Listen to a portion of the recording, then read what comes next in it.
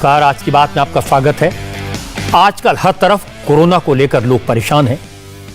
हर तरफ कोरोना की बेकाबू होती स्पीड की चर्चा है। लोगों के मन में डर है, तरह तरह की आशंकाएं हैं और इन सबको हवा देने वाली अफवाहें हैं। लेकिन इन सब के बीच आशा की किरण भी है, उम्मीद भी है और कोरोना से लड़ने के लिए हमारे वैज्ञानिकों की नई नई खोज की खबरें भी हैं। साइंटिस्ट कोरोना के संकट से लड़ने के लिए नए नए रास्ते ढूंढ रहे हैं। आज मैं सबसे पहले आपको उम्मीद की इन किरणों के बारे में बताऊंगा, वैज्ञानिकों की नई खोज के बारे में बताऊंगा। पहली अच्छी खबर तो यह है कि कोरोना की नई नेजल वैक्सीन आने वाली है। यह नेजल वैक्सीन बूस्टर डोज की तरह काम करेगी। नेजल वैक्सीन को 1-2 दिन में मंजूरी मिल सकती है। यह वैक्सीन आपको कोरोना के प्रकोप से बचाएगी। कोरोना आपको गंभीर नहीं लगेगा। वैक्सीन लगने के बाद अगर कोरोना हो भी गया तो आपको हॉस्पिटल में नहीं जाना पड़ेगा, ऑक्सीजन की जरूरत नहीं पड़ेगी, यह जानलेवा नहीं होगा। दूसरी बड़ी बात यह है, अब तक कोरोना का कोई इलाज नहीं था, तो आज एक और अच्छी खबर यह आई कि कोरोना का इलाज करने वाली दवा भी मार्केट में आने वाली है। हो सकता है अगले हफ्ते की शुरुआत में ही कोरोना को खत्म करने वाला कैप्सूल मार्केट में आ जाए और आपको आसानी से मिल जाए। यह पूरी दुनिया के लिए बड़ी खबर है, राहत देने वाली खबर है। आज की बात में मैं आपको बताऊंगा कि कोरोना की यह दवा कौन सी होगी, कौन सी कंपनी से बना रही है, इसकी कितनी डोज लेनी होगी, इसकी कीमत क्या होगी और यह कैसे मिलेगी। इसकी पूरी डिटेल्स मेरे पास में है। और यह बात बिल्कुल सही है कि कोरोना बहुत तेजी से फैल रहा है, सबके लिए चिंता की बात है। खासतौर पर दिल्ली, महाराष्ट्र, गोवा, बिहार, बंगाल में कोरोना ने पिछले रफ्तार के रिकॉर्ड तोड़ दिए हैं। चिंता की बात यह भी है कि इन राज्यों में अब बड़े बड़े पॉलिटिकल लीडर्स खुद कोरोना पॉजिटिव हो रहे हैं, सेलिब्रिटीज कोरोना पॉजिटिव हुए हैं। और एक और परेशानी की बात है कि बड़े बड़े हॉस्पिटल के डॉक्टर्स कोरोना का शिकार हो रहे हैं। लेकिन इन सब के बीच राहत की बात यह है कि अब तक कोरोना ने कोई बहुत खतरनाक रूप धारण नहीं किया है। अब तक जितने भी केसेस आए हैं उनमें बड़ी संख्या में लोग खुद ब खुद ठीक हो रहे हैं, क्योंकि आप जानते हैं कोरोना की कोई दवा तो है नहीं, इसका कोई इलाज तो है नहीं, सिर्फ आइसोलेशन में रहना होता है और आजकल लोग 6-7 दिन के अंदर ठीक हो जाते हैं। लेकिन बड़ी बात जो मैंने आपको बताई, अगले हफ्ते हो सकता है कोरोना का इलाज सामने आ जाए, कोरोना का इलाज करने वाली दवा सामने आ जाए। कोरोना की दवा के रूप में जो टैबलेट आएगी उसका नाम है मोलनूपिराविर। यह दवा मैनकाइंड फार्मा कंपनी ने बनाई है। कंपनी ने साफ साफ कहा कि अगले हफ्ते के शुरू में यह दवा बाजार में आ जाएगी। और अच्छी बात है कि यह दवा बहुत महंगी नहीं होगी। एक टैबलेट की, एक गोली की कीमत 28 रुपए से 35 रुपए के बीच होगी। एक दिन की दवा की कीमत करीब 250 रुपए पड़ेगी। 5 दिन का कोर्स होगा। कोरोना का इलाज कुल 1400 रुपए में हो जाएगा। कंपनी ने कहा यह दवा पूरे देश में मिलेगी, आसानी से मिलेगी, दवा की कोई कमी नहीं होगी। क्योंकि डीसीजीआई कोरोना की ओरल ड्रग इस मोलनूपिराविर के इमरजेंसी यूज को मंजूरी दे चुकी है, इसलिए अब इस दवा को मार्केट में उतारने में कोई दिक्कत नहीं आएगी। कंपनी ने अगले हफ्ते के शुरू में दवा को मार्केट में लाने का ऐलान किया है। एक बार फिर से आपको बता दूं, कोरोना के खिलाफ काम करने वाली इस एंटीवायरल ड्रग की एक गोली 28 से 35 रुपए की हो सकती है और 5 दिन का कोर्स 1400 रुपए का होगा। क्योंकि जिस रफ्तार से कोरोना बढ़ रहा है उसके कारण इस दवा की डिमांड बहुत ज्यादा होगी, इसका एहसास है। ऐसे में दवा की कमी ना हो, इसलिए दवा के प्रोडक्शन के लिए 13 इंडियन फार्मा कंपनियों के साथ टाइप किया गया है। यानी मैनकाइंड फार्मा के साथ साथ ये 13 भारतीय कंपनियां भी इस ओरल ड्रग का प्रोडक्शन करेंगी। मोलनूपिराविर ड्रग का 1000 मरीजों पर ट्रायल किया गया था और नतीजे अच्छे आए। मोलनूपिराविर एक एंटीवायरल ड्रग है। इसकी खोज इन्फ्लुएंजा के इलाज के लिए की गई थी, लेकिन जब कोरोना के मरीजों पर इसका टेस्ट किया गया तो इसके नतीजे काफी अच्छे निकले। कोरोना की दवा मार्केट में आ जाएगी तो कोरोना लाइलाज नहीं रहेगा, इलाज होगा, कोरोना से लड़ना आसान हो जाएगा और यह एक बहुत बड़ी अचीवमेंट है। इसके साथ साथ बड़ी खबर यह भी है कि कोरोना की नई नेजल वैक्सीन भी आने वाली है। बूस्टर डोज के तौर पर नेजल वैक्सीन का इस्तेमाल हो सकता है और मेरी जानकारी है कि कल या परसों नेजल वैक्सीन के इस्तेमाल का ऐलान किया जा सकता है, इसे परमिशन मिल जाएगी। कोरोना की दवाइयों को मंजूरी देने वाली सब्जेक्ट एक्सपर्ट कमेटी यानी SEC की आज ही मीटिंग हुई। इस मीटिंग में कोरोना की नेजल वैक्सीन को मंजूरी देने पर विचार किया गया। दावा यह है कि यह नेजल वैक्सीन कोरोना के ओमिक्रॉन वेरिएंट पर भी काफी प्रभावी है। इस वैक्सीन को भी भारत में बायोटेक ने बनाया है। भारत बायोटेक नाम की कंपनी वही कंपनी है जिसने कोरोना की स्वदेशी वैक्सीन कोवैक्सीन बनाई है। Drugs controller general of India इस नेजल वैक्सीन को बूस्टर डोज के तौर पर मंजूरी दे सकते हैं। यह बूस्टर डोज फुल्ली वैक्सीनेटेड लोगों को दी जाएगी, यानी जिन लोगों ने वैक्सीन के दोनों डोज ले ली हैं उन्हें बूस्टर डोज के तौर पर नेजल वैक्सीन दी जाएगी। इस बात से कोई फर्क नहीं पड़ेगा कि आपने कोविशील्ड की डोज ली है या कोवैक्सीन की। जो भी लोग पूरी तरह से वैक्सीनेटेड हैं, डबल डोज ले चुके हैं, उन्हें नेजल वैक्सीन दी जा सकती है।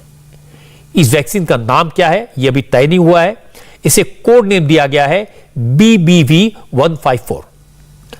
भारत बायोटेक ने 5000 लोगों पर अपनी इस नेजल वैक्सीन BBV154 का क्लिनिकल ट्रायल कर लिया है। जिन लोगों पर ट्रायल हुआ उनमें से 2500 लोगों को कोविशील्ड और 2500 लोगों को कोवैक्सीन की दोनों डोज लग चुकी थी। भारत बायोटेक के अलावा डॉक्टर रेड्डीज लैब ने भी स्पुतनिक लाइट का प्रपोजल DCGI को भेजा है। यह एक सिंगल डोज वैक्सीन है जिसे बूस्टर डोज की तरह इस्तेमाल किया जा सकता है।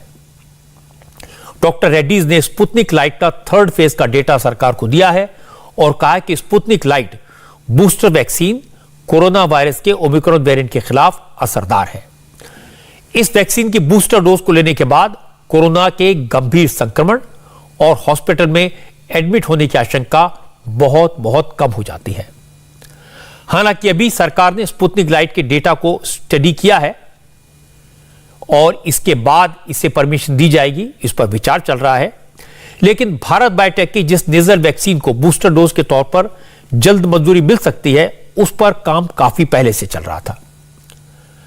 10 दिन पहले प्रधानमंत्री नरेंद्र मोदी ने जब कोरोना वायरस के नए खतरे को लेकर राष्ट्र के नाम संदेश दिया था तो उन्होंने इस बात के संकेत दिए थे। 25 दिसंबर की बात है जब प्रधानमंत्री ने 15 साल से ज्यादा उम्र वाले बच्चों के लिए वैक्सीनेशन का ऐलान किया था, बूस्टर डोज का ऐलान किया था। उसी दिन उन्होंने यह भी कहा था कि कोरोना के खिलाफ नेजल वैक्सीन आने वाली है। अब इतने बड़े शोर में यह बात दब गई थी, लेकिन आज उसको याद कर लेते हैं। उस दिन प्रधानमंत्री ने क्या कहा था यह मैं आपको एक बार से फिर से सुनवा देता हूं। हमारे देश में जल्दी ही नेजल वैक्सीन और दुनिया की पहली DNA वैक्सीन भी शुरू होगी। साथियों, कोरोना के खिलाफ भारत की लड़ाई शुरू से ही वैज्ञानिक सिद्धांतों, वैज्ञानिक परामर्श और वैज्ञानिक पद्धति पर आधारित रही है। ये वाकई में हमारे वैज्ञानिकों का कमाल है। कोरोना की 2 वैक्सीन पहले से ही देश में बन रही हैं। कोवैक्सीन तो पूरी तरह से स्वदेशी वैक्सीन है। देश में करीब 150 करोड़ डोज लग चुकी हैं। प्रोडक्शन तेजी से हो रहा है। अब बूस्टर डोज के लिए नेजल वैक्सीन को मंजूरी मिलने वाली है। यह भी स्वदेशी वैक्सीन है और यह देश के लिए गौरव की बात है। जब पूरी दुनिया कोरोना के सामने बेबस दिख रही है, तमाम बड़े बड़े मुल्क नेचुरल इम्यूनिटी डेवलप होने का इंतजार कर रहे हैं, ऐसे में हमारे वैज्ञानिकों ने जिस तरह से वैक्सीन बनाई, फिर दवा भी खोज ली, जिस तरह से फार्मा कंपनियों ने वैक्सीन और दवा का प्रोडक्शन लार्ज स्केल पर किया, इतने बड़े देश के लिए किया, वो काबिले तारीफ है। ऐसा नहीं है कि वैक्सीन या दवा कोई एक दिन में बन जाती है। इस पर काम उसी दिन से चल रहा है जिस दिन से कोरोना सामने आया और ये लगातार जारी है।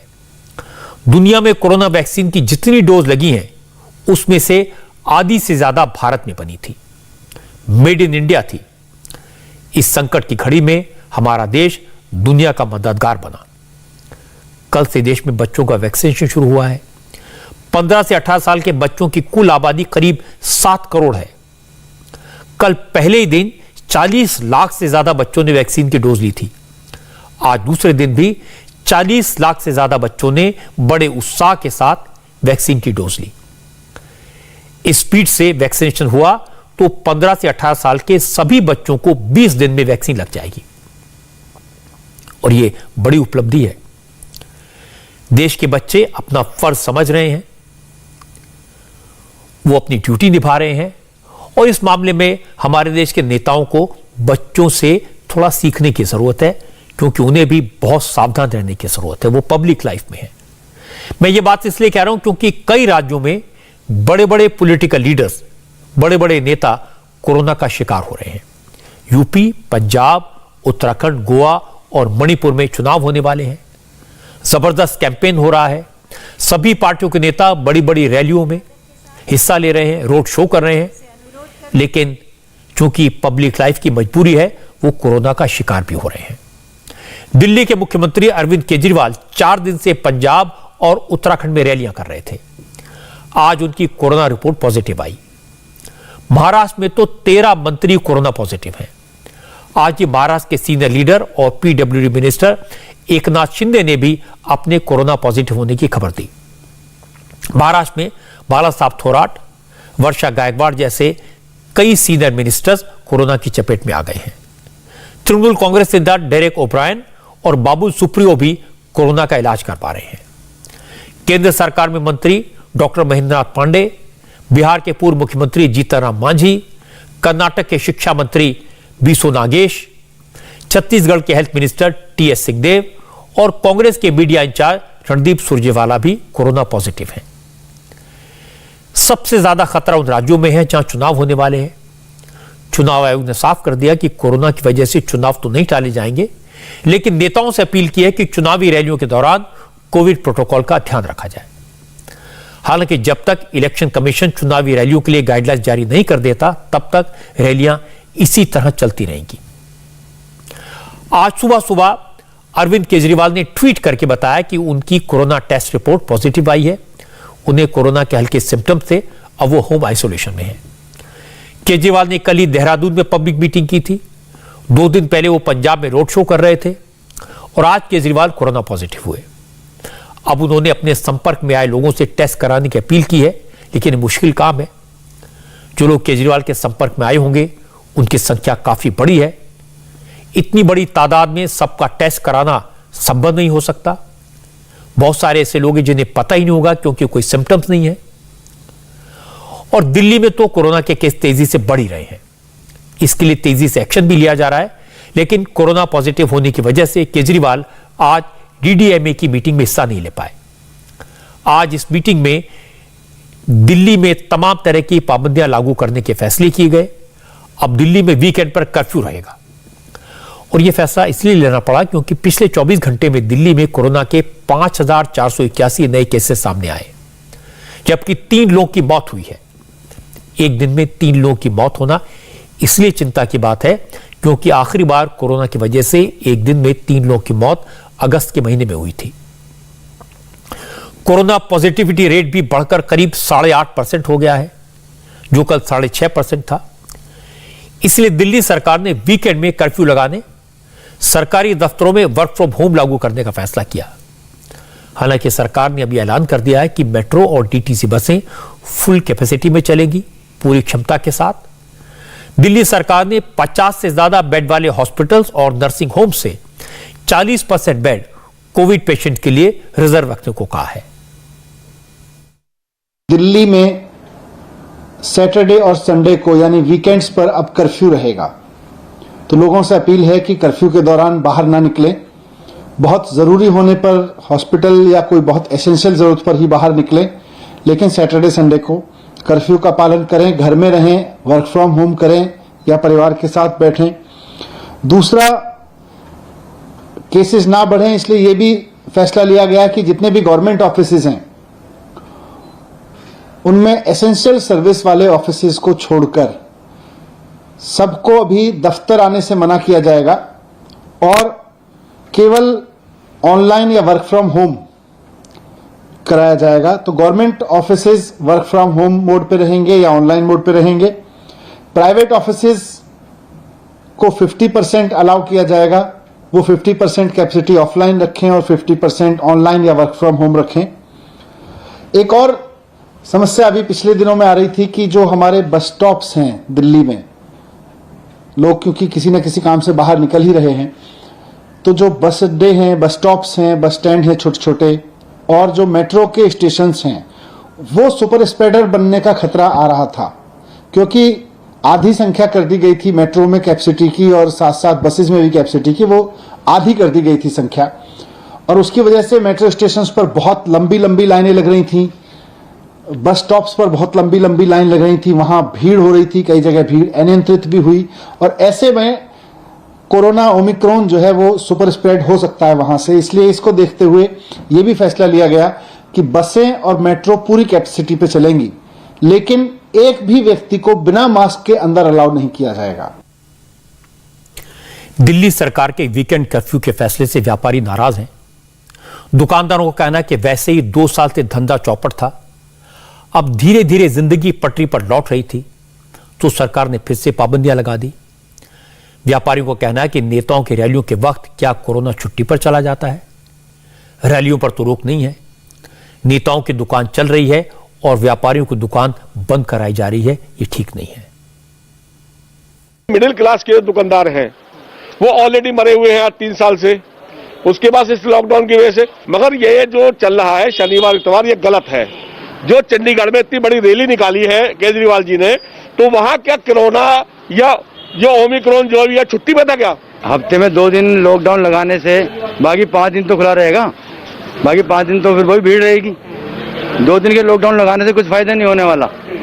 या तो पूरी तरह कंट्रोल किया सकती की जाए, रैलियों पे रोक लगाई जाए। ये छोटे दुकानदार तो सब मर जाए और 10 बजे तक दारू के ठेके खुलेंगे, बाकी मार्केट 8 बजे बंद हो जाएगी। जो लॉकडाउन लगा रहे हैं ये क्यों लगाया जा रहा है? कोरोना तो फ्री बढ़ रहा है, या तो पूरा लॉकडाउन लगा जाए। लॉकडाउन कोई समाधान नहीं है। लॉकडाउन अभी भी जो गवर्नमेंट ने लॉकडाउन लगा रखा है कि सुबह 10 से लेके 8 बजे तक के लगे, 8 के बाद तो लोग ऑफिस से आते हैं, फिर उनके काम है, घर का काम है, सामान वामान कहाँ से लाएंगे वो? और 2 दिन का लॉकडाउन लगाने से क्या हो जाएगा? सैटरडे संडे का लॉकडाउन लग रहा है, इससे क्या बेनिफिट होगा? कुछ नहीं होगा। दुकानदारों का गुस्सा, उनकी परेशानी समझी जा सकती है। कोरोना और लॉकडाउन की वजह से वाकई में इनके कारोबार पर काफी असर पड़ा। छोटे व्यापारियों का बहुत नुकसान हुआ, उनकी कमर टूट गई। और दुकानदारी की बात यह भी सही है कि जब 5 दिन तक बाजारों में भीड़ रहेगी तो क्या कोरोना नहीं फैलेगा? क्या कोरोना सिर्फ सैटरडे संडे को आएगा, वीकेंड को आएगा? लेकिन दूसरी तरफ यह बात भी सही है कि दिल्ली में कोरोना के केसेस बहुत तेजी से बढ़ रहे हैं।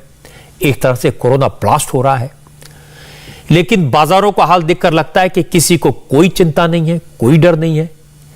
दिल्ली के मार्केट्स में जबरदस्त भीड़ लग रही है। हालांकि अब सरकार ने बाजारों में भी रैंडम टेस्टिंग शुरू की है, यहां पर एंटीजन टेस्ट किया जा रहा है। और चिंता की बात है कि बाजारों में लोग बिना मास्क लगाए घूम रहे हैं और वो कोरोना पॉजिटिव मिले हैं।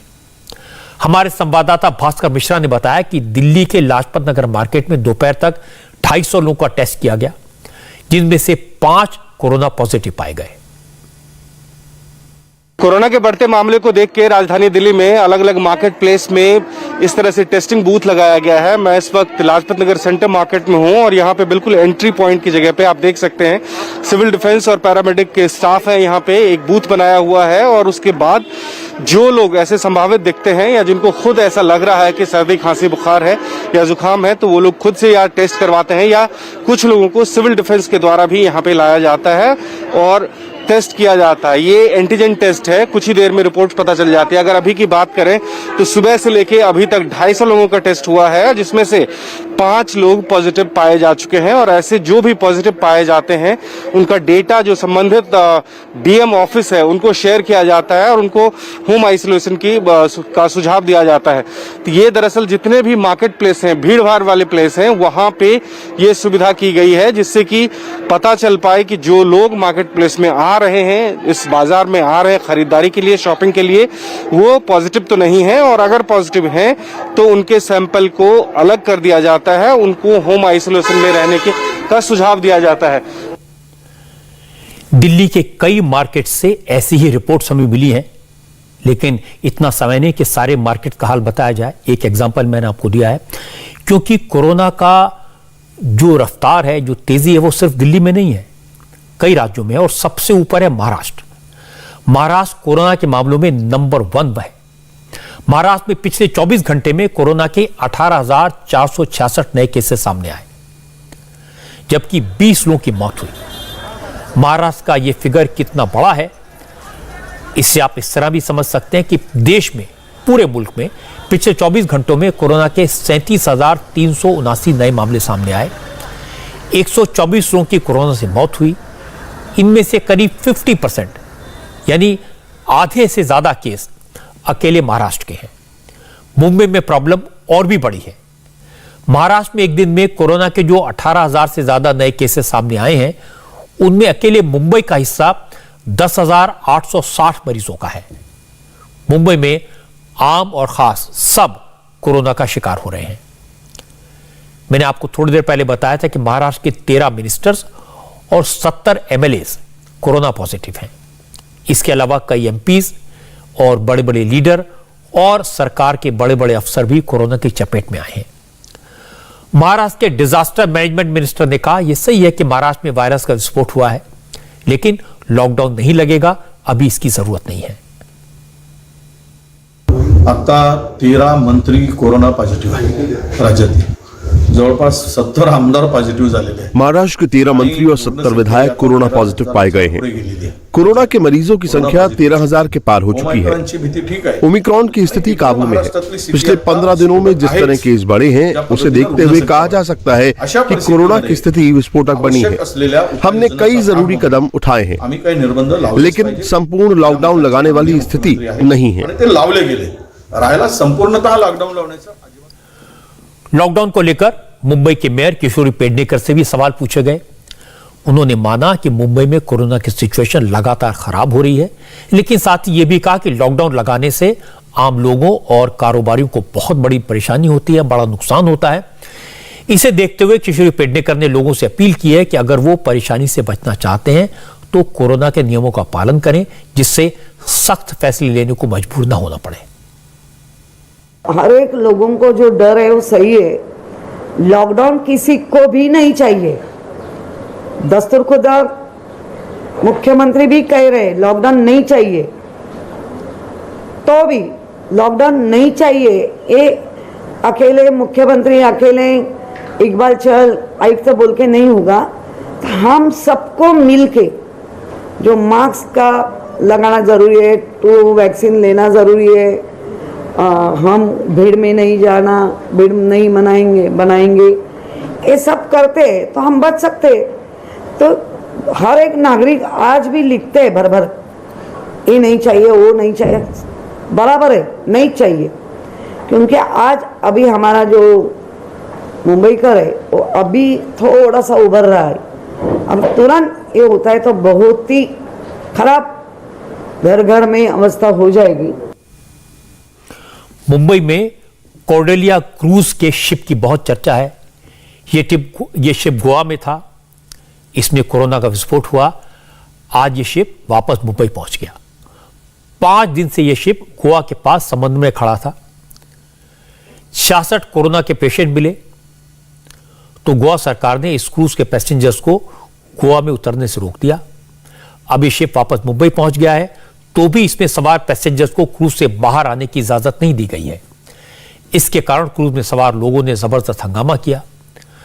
मुश्किल यह है कि जो लोग कोरोना पॉजिटिव मिले हैं वो भी इसी क्रूज में हैं, इसलिए क्रूज के बाकी यात्री परेशान हैं।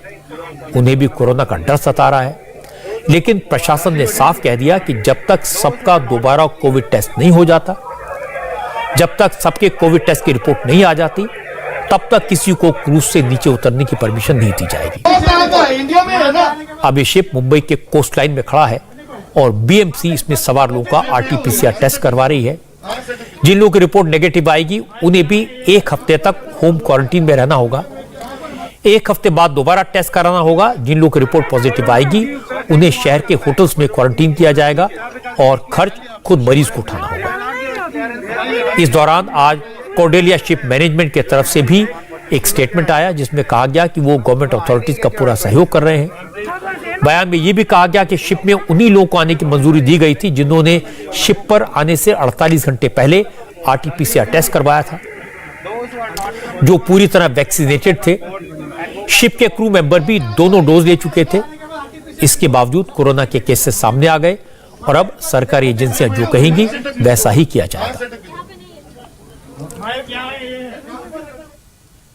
अब लोग कह रहे हैं कि नए साल का जश्न भारी पड़ गया। कहावत है कि गए थे नमाज पढ़ने, रोजे गले पड़ गए। क्रूज पर नए साल की पार्टी करने गए थे, अब क्रूज से बाहर आने के लिए, उतरने के लिए झगड़ा करना पड़ रहा है। हालांकि मैं कहूंगा इनमें इन सब लोगों का कोई कसूर नहीं है, उनकी कोई गलती नहीं है। कोरोना वायरस है ही ऐसा। जो लोग क्रूज में सवार हुए उनकी 48 घंटे पहले की कोरोना रिपोर्ट नेगेटिव थी। सभी लोग डबल वैक्सीनेटेड थे।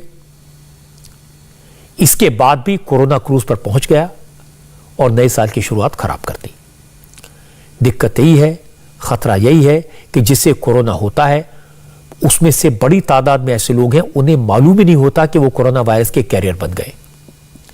जो 48 घंटे पहले की नेगेटिव रिपोर्ट लेकर आ रहा है उसे नहीं मालूम कि इन 48 घंटों में कोरोना उसके शरीर में पहुंच गया, कैसे पहुंचा, कहां से आया। चूंकि कोरोना चुपके से आता है और आने की खबर नहीं देता, कोई सिम्टम सामने नहीं आते। ज्यादातर मरीज एसिम्प्टोमेटिक हैं। अनजाने में ही कोरोना के मरीज दूसरों को कोरोना का वायरस बांटने लगते हैं। इसलिए ज्यादा सावधान रहने की जरूरत है। मैंने कल भी कहा था, आज भी कहता हूं, खुद को कोरोना पॉजिटिव मानिए और अपने आसपास वाले लोगों को भी कोरोना पॉजिटिव मानिए। तभी आप इस वायरस से बच सकते हैं, क्योंकि वायरस कहीं भी पहुंच सकता है। आम हो या खास, सबको अपना शिकार बना सकता है और इसके लिए किसी को दोष देने की जरूरत नहीं है, किसी को कसूरवार कहने की जरूरत नहीं है। कल बिहार के मुख्यमंत्री के जनता दरबार में कोरोना के 14 मरीज मिले थे और आज खबर आई कि बिहार में कोरोना का विस्फोट हुआ। आज अकेले पटना में कोरोना के 565 नए केस सामने आए, जबकि कल पूरे बिहार में कोरोना के 344 केस मिले थे। हालांकि आज बिहार में 893 नए केसेस आए, जिसकी सबसे बड़ी वजह पटना में हुआ कोरोना विस्फोट है। पटना में जेडीयू ऑफिस में 5 लोगों की कोरोना रिपोर्ट पॉजिटिव आई। इसके बाद जेडीयू के नेशनल प्रेसिडेंट ललन सिंह के भी कोरोना पॉजिटिव होने की खबर आई। अब बिहार में कोविड टेस्टिंग सेंटर्स पर भी लाइन लगने लगी है। बिहार में वैक्सीन को लेकर सबसे ज्यादा लापरवाही सामने आई थी। बिहार में 20 लाख लोग ऐसे हैं जिन्होंने कोरोना वैक्सीन की एक भी डोज नहीं ली। अब इन लोगों में डर है। ऐसे लोग अब वैक्सीन लेने के लिए खुद ब खुद वैक्सीनेशन सेंटर पर पहुंच रहे हैं। आज एक और हैरान करने वाली खबर बिहार से आई। नालंदा में हेल्थ डिपार्टमेंट के लोगों ने बच्चों को गलती से कोवैक्सीन की बजाय कोविशील्ड लगा दी। 15 से 18 साल तक की उम्र के बच्चों के लिए सरकार ने कोवैक्सीन को मंजूरी दी है। पूरे देश में बच्चों को कोवैक्सीन लगाई जा रही है, लेकिन नालंदा में 2 भाइयों पीयूष रंजन और आर्यन किरण को वैक्सीनेशन ड्राइव के पहले ही दिन कोविशील्ड लगा दी गई। बच्चों के पिता ने हेल्थ विभाग के बड़े अफसरों से इसकी शिकायत की। गलती पकड़े जाने पर गलत वैक्सीन लगाने वाले कर्मचारी वैक्सीनेशन सेंटर से भाग गए, गायब हो गए। वो जो दे रहे थे उनसे हम पूछे कि क्या है, तो बोले कोवैक्सीन है। तो हम बोले ठीक है, तो फिर हम बैठ गए। हम तो लेफ्ट हैंड दिए थे देने के लिए, फिर भी वो राइट हैंड में दिए, तो फिर दे दिए। उसके बाद फिर ये भाई है तो इसको भी दिया। तो उसके बाद फिर और कोई तीसरा आदमी जब बैठा तो उसके बाद जब पापा पूछे कि क्या दिए, तो बोलता कोवैक्सीन ही दिए हैं। और उसके बाद जब उधर से डाटा ऑपरेटर जो बैठी हुई थी वो बोलती है कोविशील्ड है। तो बोली कोवैक्सीन तो आया ही नहीं है, कोविशील्ड है। तो फिर जब वो दोनों हुआ तो पापा लोग और हम लोग जब बोलने लगे उसको कि आप ऐसे कैसे दे सकते हैं, तो स्लॉट बुक किया कोवैक्सीन के लिए, तो आप कोविशील्ड क्यों दिए? तो बोलने लगा कोई दिक्कत नहीं है, इससे कोई दिक्कत नहीं, यही पढ़ना था। उसके बाद फिर दोनों भाग गया वहां से। आप तस्वीर देखिए, वैक्सीन लगाने वाले हेल्थ वर्कर ने न तो खुद मास्क पहना है और न जिसको वैक्सीन लगा रहा है उसने मास्क पहना है, तो फिर कोरोना तो फैलेगा ही। ऐसी गलतियां भारी पड़ सकती हैं। नालंदा के सिविल सर्जन ने माना कि गलती हुई है। उनका कहना है कि जिस एएनएम की ड्यूटी वैक्सीनेशन सेंटर पर थी वो खुद कोरोना पॉजिटिव हो गई, इसलिए उसकी जगह किसी अनट्रेन्ड शख्स ने ही वैक्सीन लगा दी। अब आगे ऐसी गलती ना हो इसके लिए सख्त निर्देश दिए गए हैं। मुझे लगता है गलती एक ही जगह हुई है, लेकिन यह भूल काफी बड़ी है, क्योंकि इस तरह की गलती से पूरे वैक्सीनेशन ड्राइव पर नेगेटिव असर पड़ता है, लोगों का भरोसा टूटता है और समाज के दुश्मनों को अफवाहें फैलाने का मौका मिलता है। इसलिए इस तरह की गलती की कोई गुंजाइश नहीं होनी चाहिए। वैसे इस बार कोरोना की स्पीड पिछली बार के मुकाबले बहुत ज्यादा है। आम लोग ही नहीं, एक्सपर्ट भी कोरोना का शिकार हो रहे हैं। बिहार के एनएमसीएच मेडिकल कॉलेज के 96 डॉक्टर्स 96 डॉक्टर्स कोरोना पॉजिटिव हो गए हैं। पटना में एम्स के डॉक्टर भी कोरोना की चपेट में आए हैं। लखनऊ के मेदांता हॉस्पिटल में काम करने वाले और 33 स्टाफ मेंबर और डॉक्टर्स कोरोना पॉजिटिव पाए गए हैं। लुधियाना के डीएमसी नर्सिंग कॉलेज में 41 स्टूडेंट्स की कोरोना रिपोर्ट पॉजिटिव आई है। पश्चिम बंगाल के मेडिकल कॉलेज में 14 स्टूडेंट समेत 19 लोग कोरोना पॉजिटिव आए हैं। अब इसका मतलब यह नहीं है कि डॉक्टर्स लापरवाही कर रहे हैं, उन्होंने कोई गलती की है। असल में इस बार कोरोना का जो ओमिक्रॉन वेरिएंट आया है वो बहुत माइल्ड है। इस बार ज्यादा केसेस एसिम्प्टोमेटिक हैं, लोगों को कोई लक्षण नहीं दिखाई देते, इसलिए जो लोग वायरस की चपेट में आ गए हैं वो भी अनजाने में वायरस का इन्फेक्शन फैला रहे हैं, और इसलिए अलर्ट तो और ज्यादा रहने की जरूरत है। एक और खबर आपको बताऊं चीन के बारे में। चीन के बड़े झूठ का सच। नए साल के मौके पर चीन ने गलवान वैली पर कब्जे को लेकर बड़ा प्रोपेगेंडा किया, झूठ फैलाया, वीडियो जारी करके यह जतलाने की कोशिश की कि जैसे उसने भारत के हिस्से पर कब्जा कर लिया है। और राहुल गांधी ने बिना सोचे समझे, बिना जांच पड़ताल के चीन के प्रोपेगेंडा पर यकीन कर लिया और चाइनीज वीडियो के जरिए सरकार पर हमला बोला, सेना के शौर्य पर शक किया। यह वीडियो मेरे पास था, इटली में बैठे राहुल गांधी के ट्वीट मेरे पास थे, कांग्रेस के प्रवक्ता बयान भी मेरे पास था, लेकिन कल मैंने आपको न यह वीडियो दिखाया, न यह बयान दिखाए, न इन ट्वीट्स के बारे में बताया, क्योंकि मुझे इस वीडियो की सच्चाई पर शक था। आज हमारे संवाददाताओं ने इसकी जांच की और हमारी सेना ने पूरा सच दुनिया के सामने रखने के लिए दिया, चीन का झूठ उजागर कर दिया। सेना ने साफ साफ कहा कि गलवान घाटी में हमारा तिरंगा शान से लहरा रहा है, हमारी फौज, हमारे सैनिक पूरी मुस्तैदी के साथ कड़कती ठंड में गलवान वैली में तैनात हैं। सेना ने जो तस्वीरें भेजी हैं वो न्यू ईयर की हैं, ये तस्वीरें इसकी गवाह हैं। गलवान में हमारे बहादुर सैनिकों के हाथों में तिरंगा है, आसमान में भी हमारा राष्ट्रीय ध्वज शान से लहरा रहा है। सेना ने साफ साफ कहा हमारी फौज भारत की एक एक इंच जमीन की रक्षा कर रही है। लेकिन राहुल गांधी ने सच जाने की कोशिश नहीं की, चीन की चाल में फंस गए। चाइनीज आर्मी के प्रोपेगेंडा वीडियो को लेकर प्रधानमंत्री नरेंद्र मोदी पर निशाना साध दिया। आज सुबह भी इटली में बैठे राहुल ने ट्वीट किया, लिखा गलवान पर हमारा तिरंगा ही अच्छा लगता है, चीन को जवाब देना होगा, मोदी जी चुप्पी तोड़िए। गलवान में हमारी सेना के हाथों में तिरंगा वाली इन तस्वीरों के सामने आने के बाद अब बीजेपी नेताओं ने राहुल गांधी से सवाल पूछे। संबित पात्रा ने इंडियन आर्मी की तिरंगे वाली तस्वीरें ट्विटर पर शेयर की। संबित पात्रा ने लिखा गलवान में तिरंगा है, यह राहुल को खलता क्यों है? राहुल एंड कंपनी घबराओ मत, मोदी जी के नेतृत्व में देश की हर घाटी में भारतीय सेना के वीर जवानों द्वारा तिरंगा गर्व से लहरा जा रहा है। हमने इस बारे में कुछ डिफेंस एक्सपर्ट से बात की, उनका कहना है कि चीन सोच समझकर बार बार बॉर्डर पर इस तरह की हरकत कर रहा है। डिफेंस एक्सपर्ट ध्रुव कटोच का कहना है कि चीन तनाव बढ़ाना चाहता है जिससे भारत पर प्रेशर बना रहे लेकिन इस बार हमारी सेनाओं ने चीन की हरकतों का करारा जवाब दिया है। इससे तो साफ जाहिर है कि चीन जो है, जो सिचुएशन ईस्टर्न लद्दाख में है उसको डिफ्यूज नहीं करना चाहती है। वो चाहती है कि टेंशन रहे और भारत प्रेशर में रहे। तो ये हॉस्टिलिटीज जो है भारत और चीन के बीच में, जो चीन की शुरुआत ने की है, वो जो स्टेटस को था उसको ऑल्टर करने की कोशिश में लगे रहे हैं। तो वहाँ पर भारत ने कहा कि नहीं, ये और नहीं होगा। तो ये मुझे लगता है ये टेंशन जो है दोनों देशों के बीच में ये चलता रहेगा। इंफ्रास्ट्रक्चर डेवलपमेंट दोनों तरफ से चलता रहेगा और इस समय पर मुझे लगता नहीं है कि हॉस्टिलिटीज में ये बदल जाएगा, लेकिन टेंशन जरूर रहेगा। रक्षा मामलों के जानकार अनिल गौड़ का कहना है कि भारत ने चीन से सटे बॉर्डर पर पिछले कुछ वर्षों में जिस तरह की तैयारी की है उससे चीन घबराया है।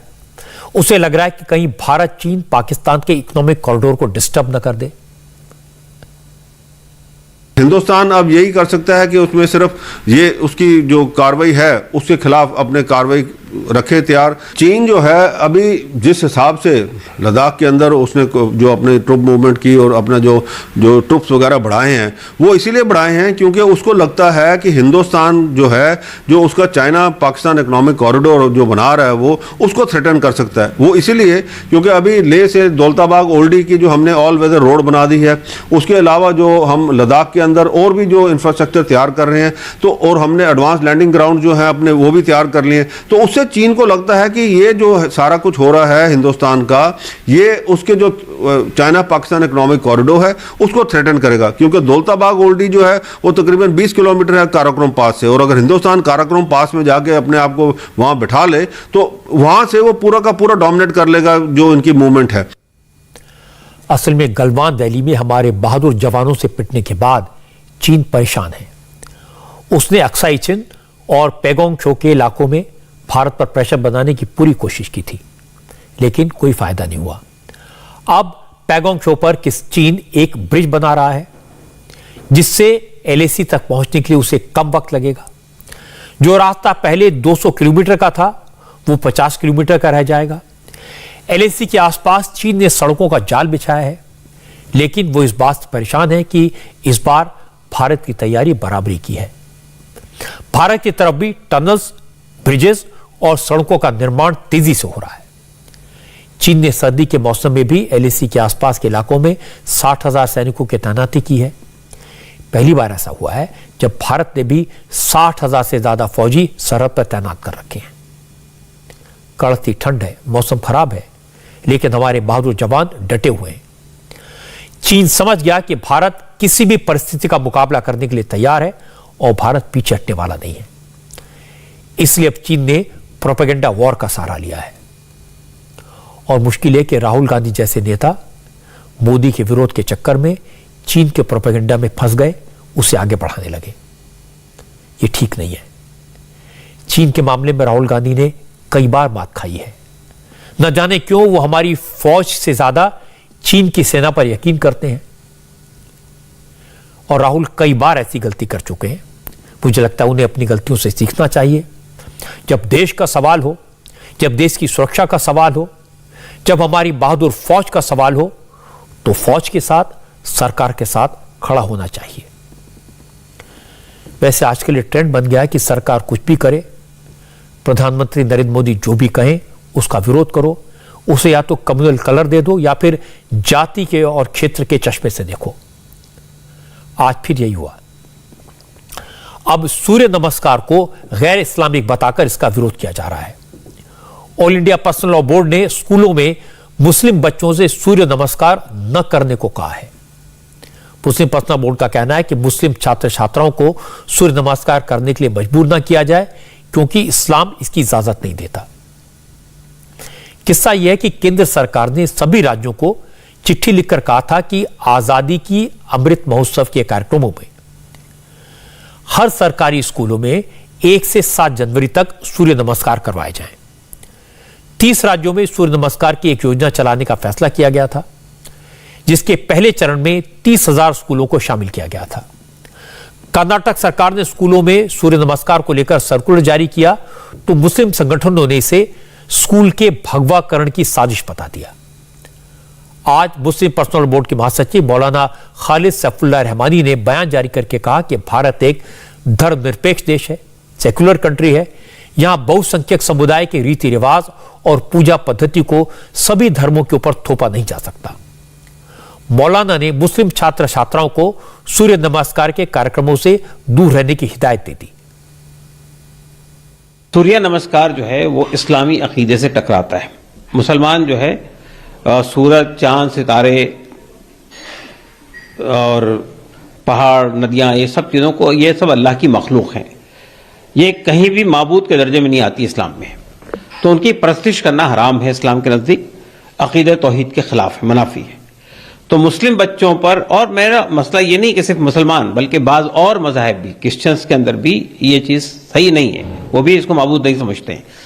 तो मैं ये समझता हूँ कि ये एक ऐसे मज़हब में, एक ऐसे मुल्क में जहाँ मल्टी रिलीजियस, मल्टी कल्चरल मुल्क है और सब लोगों को अपने मज़हब पे चलने की आज़ादी है, एक सेकुलर मुल्क के अंदर सरकार को इस तरह का कोई काम नहीं करना चाहिए। ये गलत है, गैर दस्तूरी है, एंटी कॉन्स्टिट्यूशन है और एंटी सेकुलर है। आप योगा जो है as a physical exercise introduce करते हैं, हमें कोई प्रॉब्लम नहीं है। तो एक्सरसाइजेस का जहाँ तक ताल्लुक है हम उसको बिल्कुल अपोज नहीं करते हैं। हम तो सिर्फ उसको कि एक रिलीजियस रिचुअल है तो उसको आप इतना कर सकते हैं कि भाई जो जिस मजहब में जो रिचुअल अलाउ है उनको आप अलाउ करें। हमारे यहाँ ना तो सूर्य नमस्कार अलाउ है, ना हमारे यहाँ सरस्वती पूजा अलाउ है, हमारे किसी की पूजा अलाउ नहीं है सिवाय अल्लाह के।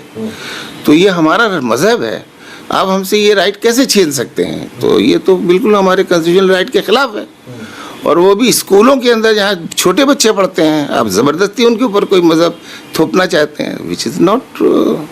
तो ये है ना, इसमें कोई फतवा है और ना कोई वो है। हम तो सरकार से एक अपने, हाँ, सरकार को लेटर लिखा, हम कॉन्स्टिट्यूशनल राइट है हमारा, हम उसके तहत हम डिमांड करते हैं। नहीं होगा हम कोर्ट में लड़ेंगे, लेकिन ये है कि हम इसको मानने वाले नहीं हैं। मुस्लिम पर्सनल लॉ बोर्ड ने जो कहा उसे रजा एकेडमी ने भी सपोर्ट किया। ये वही रजा एकेडमी है जिसने कोरोना वैक्सीन को भी गैर इस्लामिक बताया था, मुसलमानों से वैक्सीन न लगवाने की अपील की थी। आज रजा एकेडमी ने सूर्य नमस्कार को भी इस्लाम के खिलाफ बताया, कहा कि सूर्य नमस्कार भी एक तरह की पूजा पद्धति है, इस्लाम में किसी भी तरह की पूजा की मनाही है, इसलिए मुस्लिम बच्चों को सूर्य नमस्कार नहीं करना चाहिए। मुसलमान बच्चे इस प्रोग्राम में हरगिज शिरकत न करें, ये गैर इस्लामी और गैर दस्तूरी अमल है। मुसलमान किसी गैर खुदा की पूजा या इबादत नहीं करता है, वो सिर्फ अल्लाह की इबादत करता है। हमारा कलमा है ला इलाहा इल्लल्लाह मुहम्मद रसूलुल्लाह, नहीं है कोई माबूद सिवाय अल्लाह के और मुहम्मद रसूलुल्लाह अल्लाह के रसूल हैं।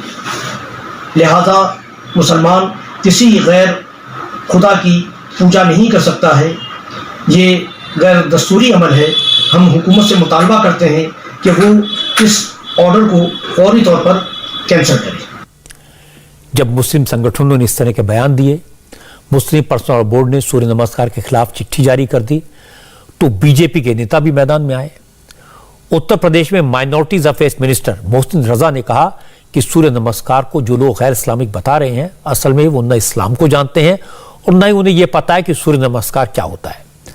इस तरह के लोग इस्लाम को बदनाम करते हैं और मुसलमानों का नुकसान पहुंचाते हैं। सूर्य नमस्कार करने दीजिए, क्योंकि सूर्य नमस्कार से बच्चों को विटामिन डी भी मिलता है और ऊपर वाले का, अल्लाह का, ईश्वर का आशीर्वाद भी मिलता है। तो आपको ना धर्म पता है ना दुनिया पता है, लिहाजा इस तरह के अनर्गल बयान देकर ये लोग जानबूझकर कंट्रोवर्सी फैलाते हैं, तुष्टीकरण की बात करते हैं, क्योंकि इन्होंने अपने समाज को पढ़ने नहीं दिया है। और ये खुद भी हमें लगता है कुछ बहुत ज्यादा पढ़े लिखे लोग नहीं है, क्योंकि अगर पढ़े लिखे लोग होते तो इन्हें धर्म और संस्कृति को दोनों को अंतर समझ में आया था कि दोनों में अंतर क्या है। मॉडर्न एजुकेशन इसलिए हम दे रहे हैं कि ताकि हमारे समाज के बच्चे टोपी से टाई की तरफ जाएं और देश की मुख्य धारा से जुड़ें। जो लोग सूर्य नमस्कार को मजहब से जोड़ रहे हैं, जो उसे गैर इस्लामिक बता रहे हैं, असल में उनकी जानकारी कम है। उन्हें पता ही नहीं है कि सूर्य नमस्कार क्या है, योग के क्या फायदे हैं। उन्हें इसकी जानकारी नहीं कि सूर्य नमस्कार कोई इबादत नहीं है, ये तो अपने शरीर की पूजा है, अपनी आत्मा की पूजा है।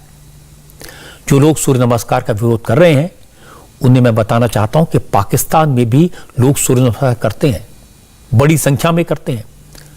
सऊदी अरब, कुवैत, मालदीव, इंडोनेशिया, मलेशिया, ऐसे सारे इस्लामिक मुल्कों में लोग सूर्य नमस्कार करते हैं और इसका क्रेडिट स्वामी रामदेव को मिलना चाहिए।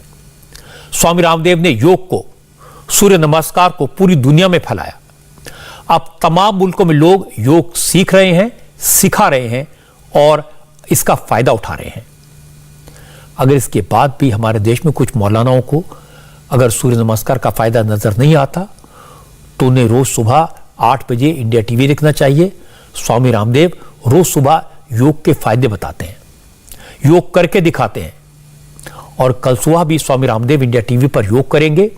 जिन लोगों को सूर्य नमस्कार इस्लाम के खिलाफ लगता है उन लोगों को खास तौर पर स्वामी रामदेव कल शाम 4 बजे जवाब देंगे, सूर्य नमस्कार के फायदे बताएंगे। हो सकता है स्वामी रामदेव की बात सुनने के बाद सूर्य नमस्कार का विरोध करने वाले मौलानाओं को बात समझ में आ जाए और वो भी सूर्य नमस्कार करने लगे। उत्तर प्रदेश में सियासत में भगवान राम का नाम हम तो कई दिन से सुन रहे हैं। राम जन्मभूमि की चर्चा होती है, अयोध्या की चर्चा होती है, लेकिन अब यूपी के चुनावी संग्राम में भगवान कृष्ण की एंट्री हो गई। मथुरा की बात हुई, कृष्ण जन्मभूमि की बात हुई।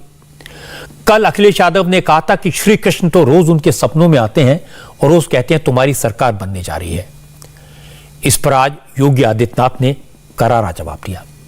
योगी ने आज सहारनपुर और अलीगढ़ में कहा कि राम भक्तों पर गोली चलवाने वाले अब गिरगिट की तरह रंग बदल रहे हैं। चुनाव के वक्त राम मंदिर निर्माण कराने का दावा कर रहे हैं। अब भगवान कृष्ण उनके सपनों में भी आ रहे हैं। योगी ने कहा जो आज खुद को श्री कृष्ण का भक्त बता रहे हैं असल में वो कंस के अनुयायी हैं। जब वो सत्ता में थे तब मथुरा में कंस पैदा कर रहे थे, मथुरा में हिंसा करवा रहे थे।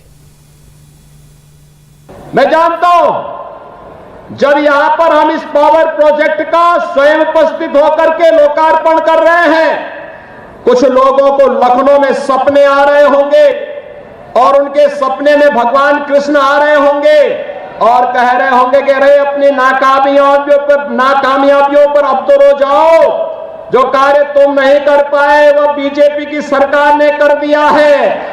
भगवान कृष्ण आज उनको कोस रहे होंगे और इसलिए कोस रहे होंगे क्योंकि भगवान कृष्ण ने उनको यह भी जरूर कहा होगा कि जब तुम्हें सत्ता मिली थी तब मथुरा, वृंदावन, बरसाना, गोकुल, बलदेव के लिए कुछ नहीं कर पाए, लेकिन वहां पर कंस को पैदा करके जवाहर बाग की घटना जरूर करवा दिए थे।